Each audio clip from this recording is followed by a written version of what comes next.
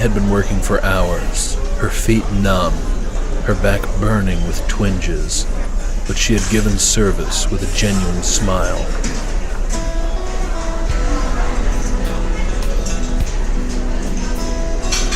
Tobias would have Shane's strong will, integrity, and strength.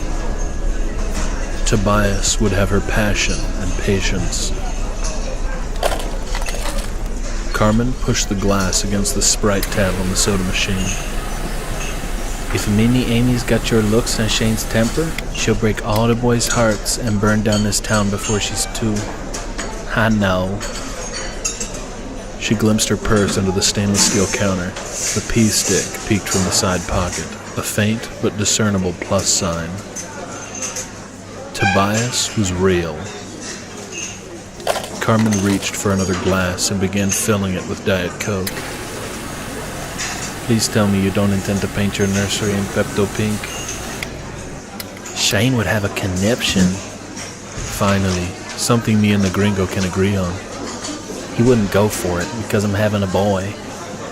I suppose some superstition told you that. Carmen took a steak knife from the utensil rack. She pulled at the collar of Amy's t-shirt, readying to drop the knife between her breasts. Amy elbowed her. You're supposed to drop a coin, not a knife. If the coin rolls to the floor, it's a girl. If it gets caught in the underclothing, it's a boy. Shrugging, Carmen trayed her drinks. Fresh out of coins. 7. Charlie set a plate topped with the special, shepherd's pie, under the warmer. The old black man gave Amy a wink. Mighty nice to hear about your news, Miss Wintry. Thanks. A couple of roughneck hunters with their young sons took up a booth on her side of the diner. Mike Cowboy Bullock had stopped in on his way to the bull. As usual, he'd worn his white cowboy hat. He set it on a table near the door. She'd not seen him since he'd given her a lift home. Mike twirled one end of his handlebar mustache with a toothpick. Howdy there, Miss Wintry. I hear you're getting hitched to that no-good Shane. He finally roped me in. Mike pointed the toothpick at her. You tell Shane, if he ever gets out of line, I'ma tell everyone how him and Birch's Plan C went awry in Laredo. Amy shivered at the memory of Shane and Jamie ending up stoned and naked in a Mexican jail, all while trying to smuggle tequila over the border. She had asked what the heck they had been thinking, and they'd said, as if rehearsed, "We wanted the worm." I think they've moved on to Plan H. Mike chuckled. His beer gut rumbled. A young man entered the diner. A good-sized gash in the calf of his green leather pants revealed slim but muscular legs. Long red hair pulled into a ponytail stretched to the center of his back. A narrow leather carrying case protruded from his hip and past his knees. He's all yours. You still owe me for waiting on the last freak that came in here. That was 3 weeks ago, and I was only working 'cause Valerie called in. Valerie, sitting at a nearby table crunching on pork rinds, piped up. Sorry about that, Amy. I was sick as a dog that morning. My break is over, so I can get this one. The beast draws near. He's coming now? Carmen looked at her. He's already here. Carmen nodded at the guy in leather. The strange guy approached. His intense gaze moved from Carmen to Amy. I think you are the one I seek. His eyes met hers. A penetrating stare. Or maybe he was looking at someone behind her. She glanced over her shoulder. Only Charlie cooking. Turning her focus back to the stranger, she found herself still under his scrutinizing gaze.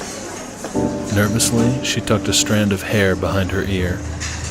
I must leave to prepare for battle. Tell me your name. She willed her racing heart to calm, lest she die from a heart attack before the beast even had a chance at her. Dear God in heaven, was this strange man the beast? Was he the man she was to fear? Couldn't be. He was just a teenager, for crying out loud. You have a strange aura about you. You must be of paladin lineage. No, I don't think so. None of my family came from France. I do not speak of those paladins. I speak of the ancient lineage of holy warriors that have protected this world since the fall of Sodom and Gomorrah. Yeah, still doesn't ring a bell. I see it in your aura right there. He pointed at her belly. Blazing ghost, a most powerful strength is within you. Carmen put down her tray of hot food. All right, run along, crazy aura person. He brushed Carmen's hand aside. Be gone, wench. He snatched Amy by the wrist. No, you did not.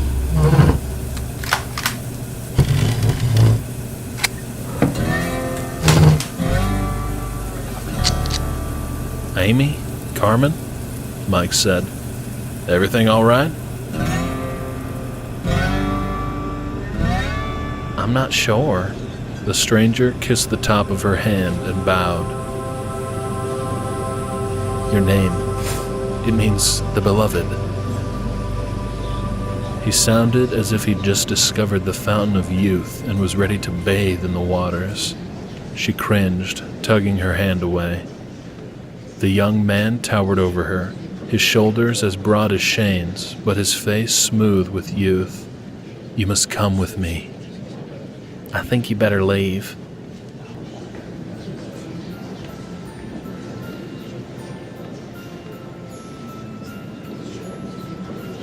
The beauty, known as Carmen, placed herself between Amy and himself. Are you mental or something? Do I need to call the cops? Atticus felt himself grow hard and silently cursed his traitorous body. I am Atticus, ordained paladin knight of the Holy Order of Abel, and a twin warrior destined to defeat the Geminus. I have a divine mission, so I demand you step out of my way. Guess that answers both my questions. I demand you to kiss my ass and walk up on out of here. Her menthol-flavored breath wafted across his face.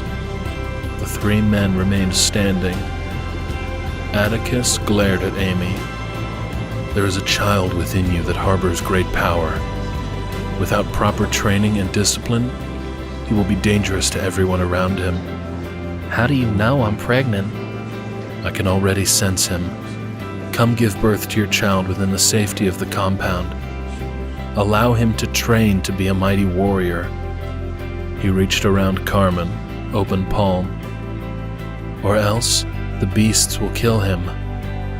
The raven-haired beauty shoved his arm away. A man with dark, aged skin rounded the corner. He wore a black apron and white netting over his hair. In one steady hand, he held a butcher's knife. Miss Wintry won't be going nowhere with you, son. Atticus stepped backward. He drew his sword. I will not leave without Amy. Gasps fell over the diner. A man took his cowboy hat off the table and placed it on his head. He leveled 2 pistols. Well, let's just see if we can't persuade you to change your mind, young man. 2 men dressed in camouflage stood from their dining booths. Both drew pistols. From behind the cooking line, an elder woman wearing a hairnet thumbed the hammer of a revolver. You're in Texas, dipshit. Should have brought a Smith & Wesson.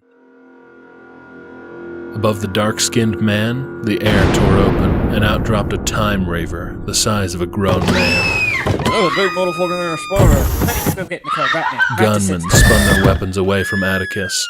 Before they could get off a shot, the spider wrapped mechanical legs around the black cook, and the man vanished. Charlie! Charlie! Where the fuck Atticus Charlie go? leapt into a high kick, landed on the counter, crouching, and dove onto the gigantic urchin's bulbous abdomen. Gunshots rang, bullets ricocheted off its metallic hull. Atticus gripped the spider with one hand, pulled his sword back with the other. The spider reared upward like a startled mare. The left leg pierced a hunter through the chest, through his ribs and out his back. The right leg plunged into the cowboy's shoulder, pinning him to the wall. Atticus stabbed into the spider's body. It collapsed beneath him and vanished. He thudded to the floor. A cold, sharp pain pinched inside his calf. He looked down and saw a crystallized prong, or was it a fang? The spider fang twitched and wiggled. Atticus grabbed it. He untied the prayer satchel that was around his neck and dropped the fang inside. Amy and Carmen rushed out the back. The remaining hunter, a man as wide as a haystack, blocked the front door. Atticus caught the hunter's wrist before kneeing him in the gut. Gently, Atticus gripped his shoulders and helped him to the floor. He panned the room with bleeding and moaning innocent souls. My sincerest regrets. As he dashed outside, he scanned the parking lot for the beloved. Something jumped onto his back, arms wrapped around his throat, legs clamped around his waist. A flurry of raven hair whipped at his face. He grabbed a forearm and flipped his assailant over his head and onto the asphalt. Carmen climbed to her feet. His aura constricted around his person. The energy vibrated and hummed.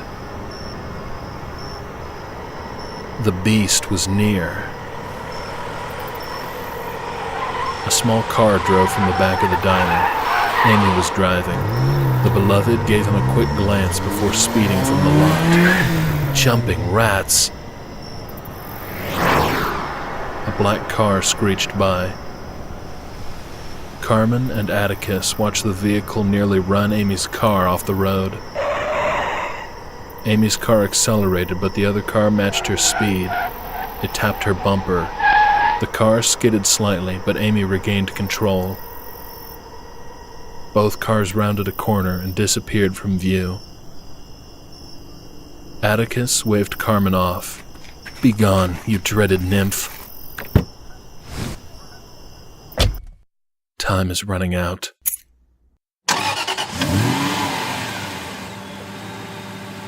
Moments from catching the beast. Carmen slid into the seat. With both hands, she steadied a Glock. What a beautiful sight. I don't know who the fuck you are, She tilted her head, gesturing toward the diner. or what the fuck that was, but something tells me you know who's chasing my friend, don't you? That was a time reaver. He lifted his chin at the road. And that is the beast, the one which I keep telling you people of. No? Well, get after him already. And respect the nymph with the gun. Ignoring the spicy sweet fragrance drifting from the passenger seat, Atticus sighed and gripped the wheel tighter. The beast was finally within reach.